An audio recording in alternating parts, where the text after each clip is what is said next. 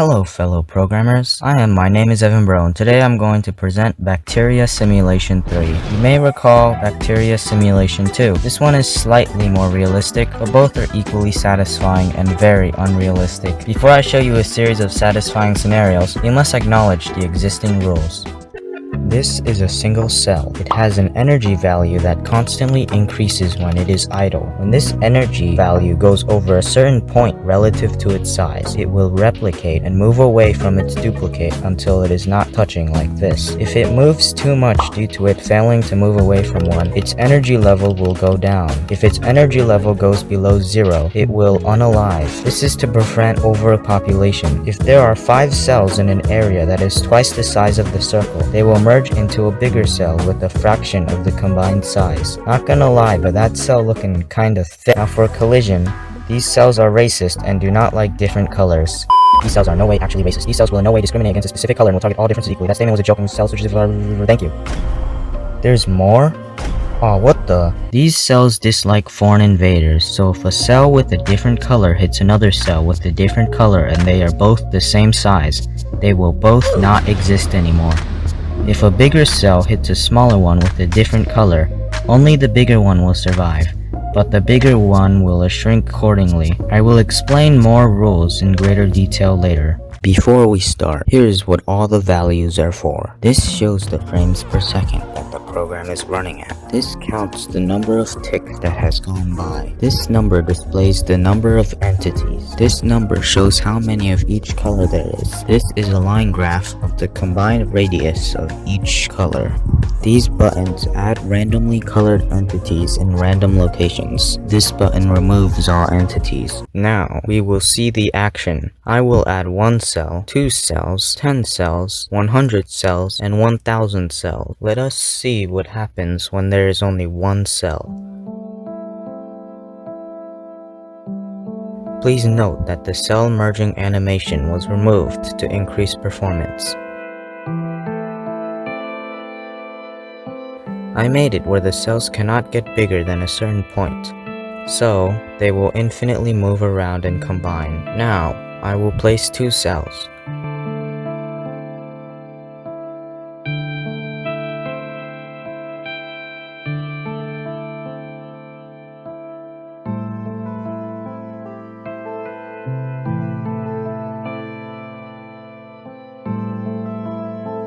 This will go on forever because many smaller cells will do much more damage than a single larger cell, keeping balance and making this last forever. I will do this again, but this time make it where the bigger cells do more damage to make it fairer.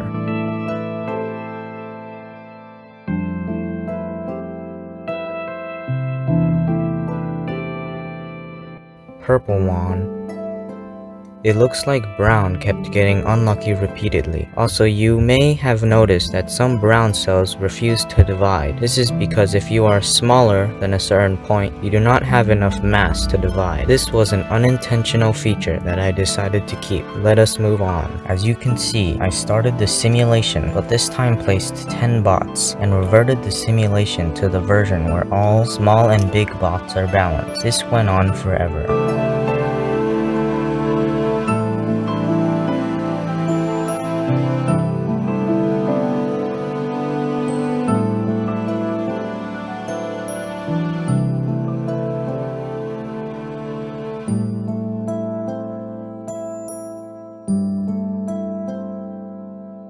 Here is a simulation with 100 bots.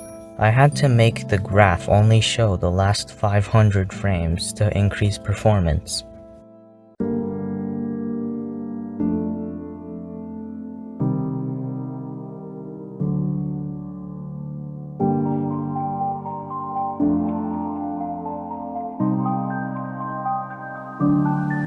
Blue was going to win here, but blue was physically too big to reach red because red was in the corner. Here is the simulation with 1000 starting bots. In this one, there was one winner. Can you guess who will win?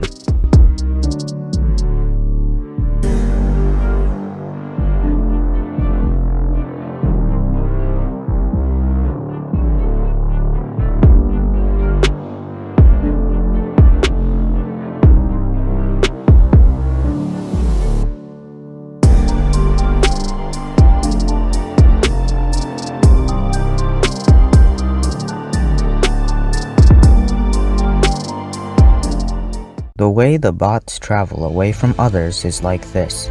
First, all bots are assigned a random number that represents angle in degrees. If a cell is touching another, its angle will slowly change to oppose the other cell's angle. Bigger bots seem to spin around each other because they are not quick enough relative to their size. Let's go over the math. Note, I will go over the math quickly because it is similar to the last version. You must calculate the next location of a given point with a given angle. Using the formula m equals tangent theta, where m is the slope and theta is the angle, we can plug this in. Note, for most programming languages, you need to convert angles to radians by using this formula. The full value of slope is represented by a fraction, so you must put a 1 under it to make it a fraction. This works fine, but the speed becomes very inconsistent because if the angle is near a multiple of 90, the x value can be either very large or very small. This can be fixed by testing the value with the multiplier until it reaches the correct distance. The distance can be calculated with the Pythagorean theorem. With this, you can calculate the distance of the diagonal line with two perpendicular non-diagonal lines. But another problem arises. Doing these calculations like 1,000 times every 30 times a second will make your computer do this. My solution to this problem was to make it where if the x value is too large, both the x and y value will be divided by a small number until it is equal to or below a given distance. This works well, but can be noticeably inconsistent if you look closely. There are probably better solutions than this. Here is my code. For collision, you can just use the Pythagorean theorem with circle collision, but another problem arises. This formula is computationally heavy and therefore unfit for weak computers. To fix this, we can make the program first see the cells as squares, then make it where the program will only check for circle collision when the square collision is activated. You may be wondering, why am I watching this video?